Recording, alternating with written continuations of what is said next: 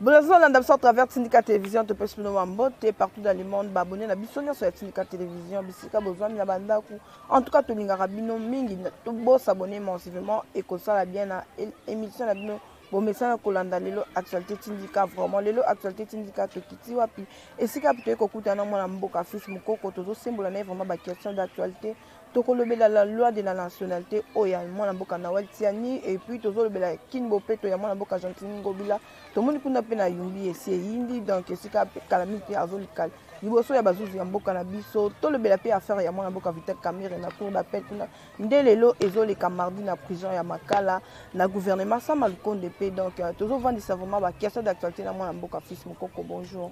Bonjour Kecha à la femme noire. Donc nani senga oyambayo na plateau ya gardien du temple TV. Donc naza disponible ya répondre à la question na onyos. Ok, merci. Yamboto bandanon émission na biso nebi ke tozana matanga ici des pères ici peuple congolais nyonso. Na ko souhaiter d'abord ba mes condoléances autour bon sa patriarche munene ya mboka na biso na kombo ya kitengeye so azaki conseiller principal ya chef de l'État. Ouais, d'abord vraiment la famille, ma famille politique est affectée dans le cadre que tu perdre l'un des patriarches, Papa Chitengeyezu. Je crois bien. Est-ce que vous avez dit monsieur les tomatiers? Est-ce que vous avez dit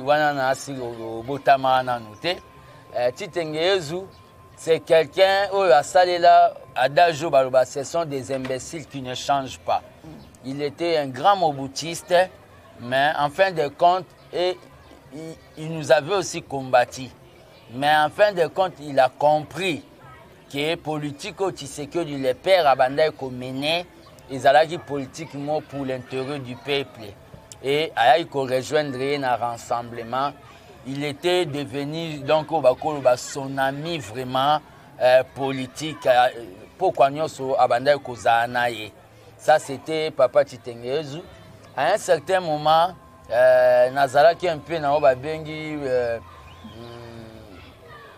problème, dans moi, mécontentement. Oui.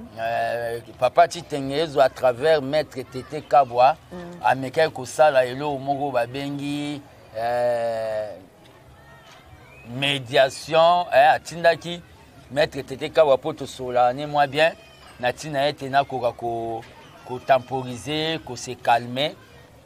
Donc c'est quelqu'un qui ne voulait pas qu'il y ait un peu au Babengi, moi querelle tout autour du chef de l'État. C'est lui qui est parmi bateau vraiment méta qui fait na au Babengi coalition FCC Cash puis azapé parmi au Babengi père fondateur ya Union Sacrée. Donc place accueilli après ça na Etienne Tshisekedi message que bana bazo continuer combat na idéologie po to mona ngambu kula bandeko na biso ya lamuka baza ko sala pe ba déclaration ba bimta simba kinzungu ye wana lelo akei ba ebité so qui sort ya chef de l'État ko zala ndenge ni po yepenza za ki proche na ye ayebaki pe makambo ebele. J'ai entendu ça, que Batumsu Balobi, que Fatia Koti font maçonnerie et automatiquement Chitengeyezu a Koufi. Mais je suis en train de m'étonner. Biso pouvoir na biso d'abord na parti na biso toza l'unique parti au Tobandara réunion na prière, c'est-à-dire na méditation. Donc et Fati est l'unique président en Afrique, peut-être aussi dans le monde. Oyo à la prière pour nous dédier trône naïa Kitanzamba Mata. Je ne vois pas place il y a forme maçonnerie cause à pouvoir naïe. Ça sont seulement bikoma comme il y a Facebook, na ba montage, il y a Photoshop. Fati c'est quelqu'un qui croit à l'Éternel. Donc Chitengeyezu, Aza Chitengeyezu, papa na biso patriarche. Fati aussi Aza na o babengi ligne naïe spirituelle. Donc, les champs à boire la caravane passe Union Sacrée car en avant. Boni parti na IDPS. Ouais, parti nanga oyo babenga izina politique IDPS ezana ngo pepele tous za ba mes attentes ezana ngambo ya gimba na na CG Augustin Kabuya pour dernièrement il y a qui passe à la matinée de Bosso il y a siège on a met tout le monde qui le lenge dit pas sodé il y a qui a vice premier ministre benga na kombo ya Daniel Assel ba qui kopanza penda puis ba benga na qui ça là qui bien té mais bino na so bozaba na papa moko. Bon le problème qu'il y a c'est quoi dans une famille il y a toujours eu des problèmes mais makambo ça la na minute yo il y a article 26 Guibao makambo personnellement tant que gardien du temple de la démocratie na web ça va tout va temporiser. Tout va temporiser dans quel sens? Vous savez dans moment tobengi neti ba paya na union sacrée. Ba paya ba kuta biso na kati ya ba conflit et pe ça bien té. Vous comprendre? Makambo article 26 wana bato ebele ba yaki na mambo article 26 l'air bazwa ki gain de cause ba bénéfice. Ba lobela sous ba article 26 té. Vous comprendre? Baya kanangole ba sa makelele bazoué ba tie quelque part toi comme mon président chaque jour membre article 26 Cécilie Augustin Kabuya n'est pas parfait azape na ba défaillance na e honnête nazo reprocher hein a commissaire matinée politique neti espace il y a ba droit de réponse il y a ba attaque politique au ba sala kai matinée politique ezali sous tendenge ezalaka que cerclement il y a débat entre les combattants. Wana oyebse ameka ko changer. Mais nazo encourager Augustin Kabuya na moment oyo alongwe obabengi secrétaire général il y a 10e mairie. Akomo kitaba Congo central babandu nous c'est encourager. Hein to décourager était pour il dépasse ces ala qui pendant la province na ba 4 na ba fond kunate. Bon, il dépasse ces ala déjà les Tshisekedi on de basala déjà travail. Mais ba actualisa toujours au babengi implantation ya parti redynamisation. Okay. Le fait que comme ça là on biso faut encourager na cadre que tozo préparer déjà au babengi 2023. Okay. Amener ba conflit en un moment où je ne trouve pas au moni Ketcha tozane ti liboso ya Salomon basimi balé kolo mwana na moyibi ya mwana mais Salomon atali alobi te na sala bango jeu d'esprit abi na panza mwana oyo moyibi ya mwana obi panza ye mais kolo mwana abi te pesa ye mwana c'est ça l'idepes ezana ba babengi ba combattant à 100 jours o ba esika ezana ba égoïste misusu na minute oyo toko brutaliser bango te po tolingi idepes netinga fils mukoko je suis parmi o babengi ba terre o babengi fondateur donc bateau basala pouvoir wezala mais vie on azo mené patience eza et futaka nango kaka vie on azo mené soki batu misusu me basi balongwa donc des fois il faut savoir accepter d'autres histoires makambo wana totika wana na moment po to wana o babengi union sacrée total na même direction tokoya kolobela ngo après.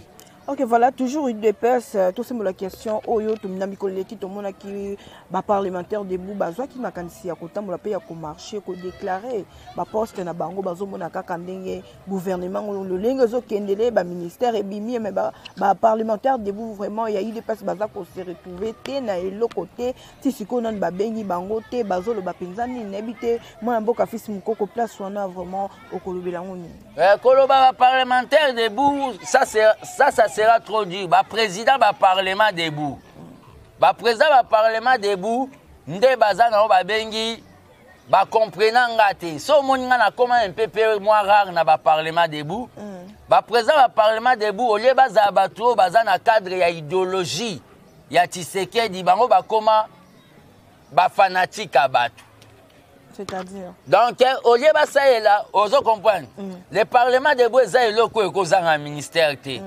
Bango bakoma na bango défendre mutumo problème soit libérer bango quelque chose babosani ba bengi ba principe yango dozo mona ke bon na vie linga ba pesa yo ozo comprendre linga ba pesa bala kisao ko péché ke ba pesa ko nini nga so na loba na osala te za volonté nanga pona garder temple ozo comprendre nga na loba na osala te pona garder temple. Et ça une manière ya ko aider président. Oui. Mais na koyebisa yo na minute onde tozawana le parlement debout bango monde balingi bazwa bango ba brouette. Ozo comprendre? Bazwa bango ba brouette, ba memeli bango ba brique, ba tonginda ku batumsu ba koti ba komo régner na kati. Donc personnellement, tout le monde m'a confus, on est comme ba o ba bunda kité, ba on ba eka na pouvoir il y a 100 jours, là biso to bande ko bunda ba on ba zala ka wa pipo lelo, ba ya tout le monde peut ba diaspora le lenge peut ba ya ki ba zu peut ba poste mais ba o ba bunda na IDPS, baza ko se retrouver net na nini na pouvoir o. Donc ndenge zana ba o ba bunda ki toze belé. Mais mingi pe ba ya wenge ba fana. Ba to 100 jours, ba opportuniste. Batouana o baye na ba flatterie que moi j'ai des partenaires, moi j'ai de ceci et puis si que batouana mais biso to bunda toza toujours na patience lelo patience et fouti quand même mingi na batu ba mona ngai un jour na présentaka voiture alaka pona mambo etali o babengi propagande mais lelo le président de la République atali jour moi zoleka amoninga likolo ya moto na ba veste o bato ya diaspora balatisa ngao abisa ses fils pas président akanisinga quand même atana moyen de déplacement ozo comprendre akanisinga na sengite mais akanisinga ya on na profiter peu de cette occasion pour na ça bato patience c'est ça la cas na remercier peu en passant directeur ya cabinet o a matérialisant mais c'est Guilain Nyembo. Donc le problème est ça il y a eu trop des opportunistes mais bah vrai combattant bah ça toujours patient nous allons récupérer notre pouvoir tôt ou tard. La loi sur la nationalité ya Nawel Tiani oza kozangisa bandeko ya ensemble kuna kimia donc baza kupinda komituna loi wane uti ndenge nini ebimeli ndenge nini o foza la kaka 100% congolais po oleka na mboka na biso postuler comme président wana nde ba ko recevoir ngo mais ceux qui oza 50-50 vraiment wana ekosimba te est-ce que idée za malamu mona ngambu ya Moïse Katumbi kuna lobi idée ya kokabula mboka ekosimba te wana bazoluka katanga za diviser non koloba katanga za diviser kecha koloba katanga ya la diviser na Congo to eko se retrancher na Congo ça c'est un rêve. Dans le rêve de sécession-là, ils avaient un rêve à Moïse Tchombe. Le problème est la loi sur la congolité, docteur Noël Tchania et Nango, n'a qu'à répondre. Personnellement, moi je ne suis pas de l'ensemble. Je n'ai jamais vu aussi Moïse Katumbi. Mais moi je suis quelqu'un, je suis le prophète politique qui parle des histoires que les gens ne comprennent pas, même dans le moment où ils vont comprendre après. Pongaler na loba na batuke, toko kunda ke bemba Tshisekedi mukolo biso tozwa bukonzi batu tu bakroyaka te tozwa bukonzi mais tokunda Tshisekedi le tozwa bukonzi l'air na yaka koloba ke mariage à FCCK chez un mariage à Angelou na démon babetanga baridikilizanga mais lelo tosuka nango ke mariage ane kufa lelo petant que prophète politique na obimana loba la loi sur la congolité eza bien mais eza priorité te et ça bien mes priorités na cadre nini to uti ko sala o babengi président souffri pour na ko sala o babengi union sacrée ezwa ki énergie ebele na kati ya union sacrée bato pe ya ba nationalité neti baza na kati koyana loi mo ouais koyana loi moko si la congolité et ko mema o babengi et ko fragiliser o babengi union sacrée. Et le président Moneli passe. La loi sur la congolité. Et ça n'a pas balobité. Point majeur, il y a Moutako Bongi Samboka. Tout le monde a 100% net congolais pe balekawa. Et le moment basé la biso na Congo, il y a chômage, ba pesa biso boulot, il y a Paris foot. Na pauvreté. Problème sous ces années. Quand vous faites la politique, il faut lire ce qu'on appelle la politique internationale. Tout ce qui existe, ça a déjà existé. Il y a une loi au niveau Côte d'Ivoire, la loi sur l'ivoirité. La loi sur l'ivoirité est créée comme la déstabilisation de la crise dans Côte d'Ivoire. Fatih n'a pas peur de qui que ce soit dans l'élection 2023. bato bazoya na mambo loi wana ba opesa impression comme si Fati a peur de X ou Y. OK, Fati a tout terrain. Vous comprendre? Azao ba bien na ngambu na bango kuna babi basala mpona ko protéger pe chef de l'état bazana poso ba étranger ba na mboka. Oh non. Oyebi d'abord Congolais aza immature. Mutu neti Vincent Sori Karega o ba loba ke yepe akoya ko voter. Ne longia pamba Congolais so amoni ka voter été. Vous comprenez? Pas même so loi wana za ne longia pamba kaka. Le problème ali na minute nga na olinga na loba batu il faut ba yeba. Loi wana ego fragiliser o ba bengi union sacrée. Je suis pas pour ça. Là, c'est votre point de vue d'abord. C'est mon point de vue. Je regrette. Je me demande si on est dans un parti démocratique où quelqu'un peut donner son point de vue. C'est ça. Le problème est que Noël Tchania a donné son point de vue. Moi aussi, j'ai donné mon point de vue. Moi, je vois que ce n'est pas une priorité. Et c'est le moment où il faut sensibiliser dans le bateau. On peut faire ça même après 2023. Parce que les gens vont dire que nous avons pris cette loi pour tailler, pour se maintenir au pouvoir comme si on a peur de quelqu'un. L'IDPS n'a pas peur de quelqu'un. Bisson de Tobangi Saka. Donc je ne suis pas pour cette loi. Oh, il y a docteur Noël Tchani. Daniel, ça ne faut pas faciliter la question. Bon, moi je parle. Moi quand je parle en tant que prophète politique. Vous comprenez? L'air na lobara makambu ya ba caméra un jour. Ba jijanga des caméristes mais mukolo kabuya yaka loba ke procès caméra za politique. Ba tu bandimaka yaye. Ndenge na boyi loi wana lelo, les gens retiennent, je parle en tant que prophète politique. Loi wana ya congolité wana, c'est une bonne chose, mais ce n'est pas le moment. Parce que la coalition, nous risquons ya osalo babengi compteur à zéro. Je suis en train de vous le dire et j'assume ce que je suis en train de dire. Soy boloba na katumbiste, ezana ngonde bomesana koloba parce que vous n'êtes pas des démocrates. Ok, voilà, nam koleleki vraiment tout le monde qui le link ba gaz beta qui na siège à INC pesa ki mbutu pour na kaka procès ya mwana boka Vital Kamerhe kuna na cour d'appel to zela quand on peut lobby lundi les cas qui de basura ki biso lelo mardi ko ke indépendant ndenge ni naza na 1000 chances to pe ya ko kitisa ba nini na ye. Ouais, personnellement nga naza nga juge te to magistrat pona ba ke azana 1000 chances to nini. To avocat na ye. Azana droit ya osenga liberté provisoire.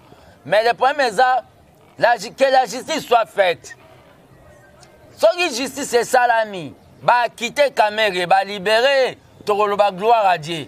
Soki peut ba condamner, c'est la justice. Donc personnellement, et le resto et les kinyonso, ezaka o balobi, bandeko nanga INC tellement besoin na bango. Ezali que leader na bango abima libanda mabolongo kana c'est parce que le mot miracle existera na dictionnaire bisote mto salango. Dieu aussi peut faire les miracles. Donc eloko nga na kolobaka yangwana j'ai pas vraiment trop de commentaires ngape nazotala ndenge koleka qui vivra verra. Tomoni vraiment moi na mboka Gentini Ngoblanda suspendre ba bourgmestre balobi la charte bien ordonnée commence par soi-même. Gentini Ngobla eli bisoni na Kinshasa. Kinbo peto lolenge kimbuta tika ki salité to monika ka salité. Soko ke na sayo salité partout koleka vraiment solo. Po alongola ba suspendre ba bourgmestre wana. Est-ce que yimo ko tala ki misana lolenge za ko tambola kitoko.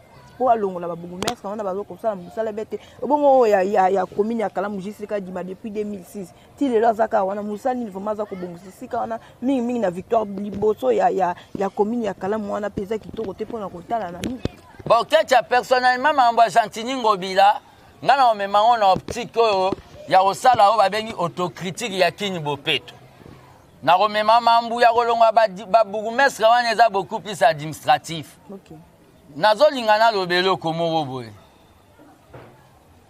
Gentini Ngobila yaki, bato bayela biso Gentini Ngobila eza banane. Eza ba député provinciaux. Balobi Kimbuta te bayeli biso Gentini Ngobila. Après ba Boy Magloire Kabemba oui. Les bayeli biso Gentini Ngobila, c'était bon non? Gentini Ngobila ye na o ba bengi projet ya Kini Bopeto. Quand on amène un projet, babimisi on a mis sur batu eza sous projet na yote. Et comme il y a biso nyonso. Biso ce qu'on a mini to on veut les gens ne veulent plus de Gentini Ngobila. Mais ngape question na otu na batu. Qu'est-ce que yo salaki poki nango ezala bopeto lero omelaka mai na molangi ya plastique comment ogéraka yango obwaka yango na terrasse te tobwakaka na terrasse toza mpe baresponsable ya kini bopeto baeglize place oyo bakosensibilize bato na kini bopeto baoteya bato yezu atambola ye likolo ya mai eza na impact nini na Congo basala mateya na bango eza bamateya ya Israel ole bateya bato propriété biso tu toa baresponsable badepute provinciaux bango nde baza wana bakoma na bango bato ya babusiness ozo comprendre mukeba yazoloba ya nyonso ouais baza bato ya babusiness moi soka zoloba emema na makala donc soka zoloba je vais pas aller personnifier ba débat na ngana bato OK ba député provinciaux ba yebisanga quel est le jour oh ba kitana ba circonscription électorale na ba na ba base na bango ko kende ko sensibiliser bato pona mambo akini bopeto nous tous nous sommes responsables. Ce qu'on doit faire, on doit donner des propositions. Rien ne prouve que ce Gentini Ngobila a longé baoye la biso Yesu. Ils vont nous amener quelqu'un qui a appelé moi la mboka jeko comme lumba pour yéper maîtriser ville qui ça ça bien. Mais aza Yesu te kaka. Le problème est que biso ce qu'on a mis il faut tout ça. Là on a envoyé ça Gentini Ngobila. Ce que je reproche c'est Zanini. Cabinet à Gentini Ngobila ba tika ko sala o ba bengi trafic d'influence. Na lobby cabinet à Gentini Ngobila, na lobby te Gentini Ngobila. Cabinet à Gentini Ngobila. Je suis l'ami du président. Et ça va toi cabinet na ye. Il faut être sabango batika koloba makambo wana. Notre pouvoir n'est pas un pouvoir des amis. Vous comprenez? Notre pouvoir n'est pas un pouvoir des amis. Notre pouvoir c'est un pouvoir de combattants. Penazo yebsa Gentini Ngobila. Asali seloko ba bengi ba 6 ya Kinshasa. To vanda bakino banakin to yebande ntoko réencadrer makambu. Ozo comprendre? Avant de s'abassise, pe asala obabe communication ezala. Dans le premier linga na koloba mambo, nous tous nous sommes responsables. Mutu monte le la sala ga salon on sera Mobutu. Et en plus na repesa sous proposition moboé. Makambu etali ba déchet ko boaka soki batiata $50 na mutu akobwaka bouteille na nzela mutu tu so ameli mai ya plastique abando kotia mulangi na sac akobanga ozokongo bakomisa ngo infraction au lieu seulement to mema ba débat moboye oyo mutu mso azoloba po bapese mbongo so bapese mbongo kaka ye wana ko voter ne kaka donc bakino tozala un peu moins prudent quoi. Makamano na koloba yangwana. Toujours Gentini Ngobila, tout le monde peut dossier à Yumbi et Zofong, malchus na mikoloza koya awa. Mais la kolanda attaché de presse na ye aza ko sala ba déclaration le bibi makambo et salma topé ba kufaka na Yumbi kuna Gentini Ngobila zaka na mikili ya poto. Mais tout le monde ni bazuzi mboka na biso le lenge baza kolanda ekaka na sima akende ko réclamer topé ko samba liboso ya ba juge pona affaire ya Yumbi le lenge ba kufa. Ouais, ngape na landiango na radio mo ya place. Cour de cassation comme l'Assemblée provinciale, ce qu'on a salé de l'autre côté, au banc de justice. Vous comprenez? Ce qu'on a dit qu'il a salé de l'autre côté, dans la conscience, n'est aucune de répondre. Réponse n'a qu'aux ongles, ça va y avoir. Ok, voilà, tout le monde qui est dans la chambre haute, qui est dans la Sénat, qui est ici, qui est matata pour nous pena, avec au sein, pena babolimbi, si peu avec auquel ko plaider, na jugement un beau canabiso, retourne et topé ko samba na ye, ko zala le 10 juin au moins, nous sommes au fond la TV, aleka, aloba na dossier affaire bukanga lonjo. Liloba na yo zani fifo. Ouais, maman matata mponyo ndenge zawana, nazolingana loba, maman matata mponyo. Qui avait dit donc muto ya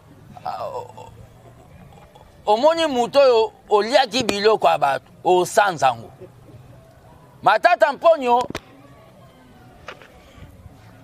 na bonsana kosti matata mponyo ndenga zawana azombongo na biso abukanga lonzo tokanisa ke na bukanga lonzo to bandolia 3 fois par jour. Bah c'est pas gentil ba matoko loyo nzala o elaksaka ana makutu ekolongwa to vimba mabumu matata mponyo azimbongo na biso akotongela ngo université ne privée.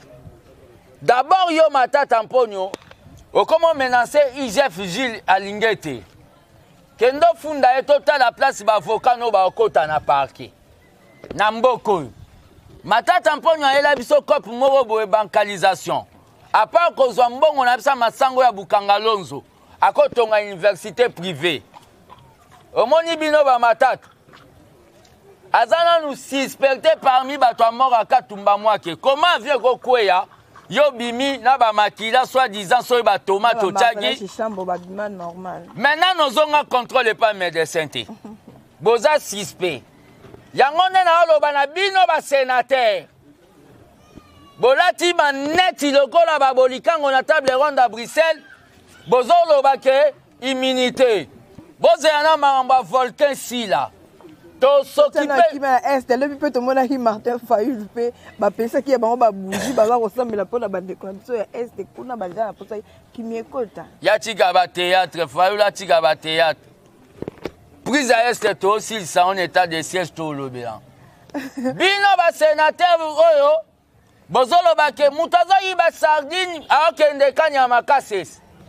Mais Matata Mponyo oyo aza vraiment que oyebi d'abord bato bozwana kimoyibi na bino bobenga ngo nanu boswanya ngo bobenga ngo détournement ya batu msu bobenga ngo vol normalement bato bakokende bakanya makase seza ba Matata Mponyo bino ba sénateur bozela nanu to sisa na mamba ya volcan toko s'occupe d'abord bozana pe mate bobela ba attention toko s'occuper na bino na palais du peuple wana bozo protéger un voleur ayiba mbongo ya bancalisation mutu moko boyesi bozela yango avant mutu mo ya politique azalaka moi j'avais déjà proposé au babengi suppression ya Sénat tokoma na chambre moko pona mona na ngelo basalaka te yango nde bozela biso to sisa na mamba volcan Nyiragongo volcan ko bimela bino na palais du peuple ana bokoyoka. Ok, voilà, moi, je suis fils Moukoko, je suis à travers le syndicat de télévision, tu bandi, kochité, tout ce qui a fils Moukoko, tu es rentré dans le camp, dans l'île de Pes, heureusement, dans mon colonie, nous allons à la partie, dans le bandas, ben, oh, il y a Bakaba, tu bandi, comme ça, la tope, Nazana, na yo libela olongwanda. Te, ngana kenda, te, ngana, nanya olongola na l'île de Pes. Mouta olongola na l'île de Pes, ça kufa. Et aye tiens Tshisekedi yo amemanga yenda ko longolanga. So bolingi bo longolanga, boke sécuisé. C'est impossible. Problème est que ngai soki bato bamona nga na limité tezanini. So na ke kuna gaz nanga, PV nanga, puissance nanga etiaka bato msu mal à l'aise. Le fait que nga na s'autoproclama que so fatia beti 2 mandats après yenga naza candidat na présidence etia bato msu mal à l'aise. Baloba ke na kota raté. Ya ondenga pe na pema nanga koto oliege batu ba monaka sondeni tozo zela kaka fati so abeti 2e mandat na e. Wana ba opinion. To koti congrès mutaza makasi acha candidature ne soit gagné gardien du temple prophète politique Seigneur Delari Amatala Kufa Tshisekedi à Nouveau Testament. Donc nazo zela remplacer place wana Jean-Marc Kabou. Nanya ebisi yo. Mais to yebi biso nyoso ndepe ba parlementaire. Bona ba jupe. Ba sala ka meeting ba lobarango. Tika wana ba fanatique sauf acha beti 2 mandats na to kota congrès ezala oya makasi a gagné. Sikoyo ngana mela nanga ba combattant ba poste été. Na benga jamais bandeko nanga na kanmi na pona pesa ba ba poste. Vraiment. Ngasko naza muto na partage ata lipa na ba combattant. Ozomona teke na gagner nanga ba na congrès. Yango nde lokola ba moni ke nga na gagner na congrès ba bike na kota te. Na sali pe o ba bengi base nanga kotoyo. Nazo fonctionner. Ok, merci, fils Moukoko, Balandi Biso à travers le syndicat télévision. Lancer un message vraiment fort dans la diaspora. Peine à abonner à syndicat télévision, baza qu'on a partout dans le monde. Au PCP numéro de téléphone, on a auto kabou. Ouais, na abonné tout ya syndicat. Na remercier binonde Bolandinga. Oh, ya sepeli c'est bon. Oh, pas sepeli c'est la démocratie. Na batutu ba Holandanga. Na pesa opinion nanga par rapport na loi ya si congolité na monyango eza priorité te union sacrée eza nano babengi fragile tokozonga na compteur à 0 tokoya risque bon makambo yango ebeti mpe ndenge wana congolité mbamo tomoni eloko mo mpe salami ya mystika mais nazo remercier Nako vide jamais mission na remercier bino bato diaspora pour tiers mo bomona nga propre ezala bino nga na la ingrate. Nazo remercier naza bien habillé quoi na ba Yves Saint Laurent. Nazo remercier pe nani Mokonzambo Kafati Siona béton tout terrain pour na libende. Pour na libende o ya pesinga quoi junior wa Ozwango d'un moment à l'autre. Donc, na remercier quoi. Ma plein na bateau balobake, babwa kisanga. Ma plein quoi. Merci na Fati Siona, merci beaucoup na Okecha moi Samwindu. Ndengo s'est déplacé quoi. Merci numéro de téléphone. Numéro na téléphone oyo mututo ko zwanga soko zwa po finganga merci. Eza plus 243 85 084 65 55 plus 243 85 084 65 55 bozwanga. Na pesi mbote na batutu balinganga bato pe balinganga te na pesi bino mbote nzamba batela bino po bomona sofa tia beti de mandat na e après ye ndenge nga na diriger Congo. Merci beaucoup. Ok, voilà, merci beaucoup Junior Mbouina ma caméra, merci à Papi Kelly l'homme au pouvoir, merci à Rifai Kisombe Babos Maba au bassin de la télévision et chez Lutete na London City donc Richard Longa triple code diffuseur TV depuis Paris aussi, je le salue depuis quelque part. Roger Luma vraiment yayo bambote yango wana na régime mal isolé de biso to mona ni soki nzambe ya zone. Bye.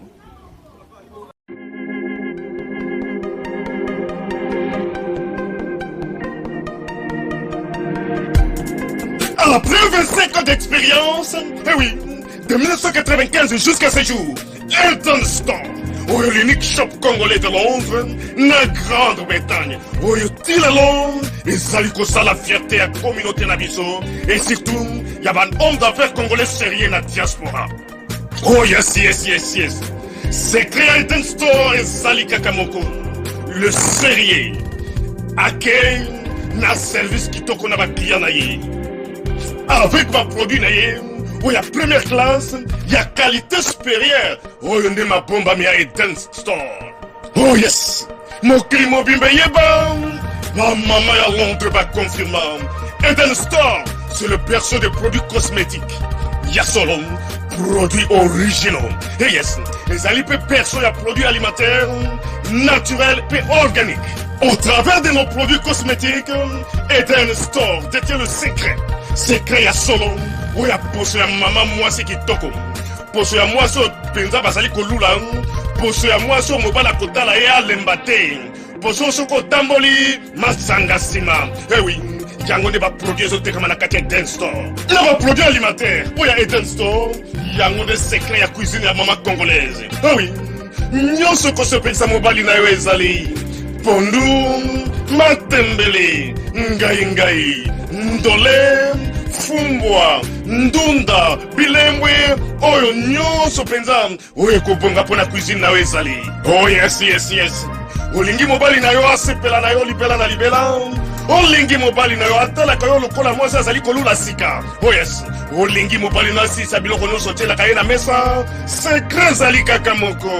Eden Store.